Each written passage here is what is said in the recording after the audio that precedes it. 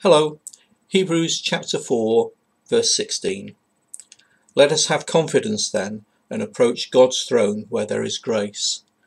There we will receive mercy and find grace to help us just when we need it. It's a verse that's been important to me since the first time I read it as a teenager.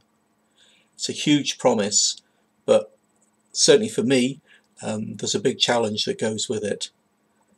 I think there's a brilliant example of it working out in real life in Matthew chapter 14 verses 22 to 32, where we find Jesus inviting Peter to get out of a boat and walk across a lake to meet him.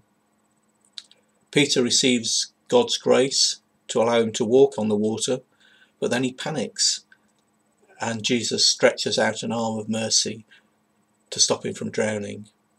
The other disciples sat safely in the boat and watched, and I have to confess that that's where I like to spend most of my time. But it doesn't stop God from challenging me to get out of the boat when he's got jobs for me to do.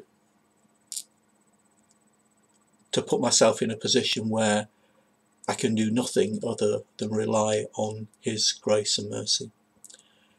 I also believe that this is a promise that applies on those occasions when I fall out of the boat, because I believe that God's grace and mercy are completely limitless.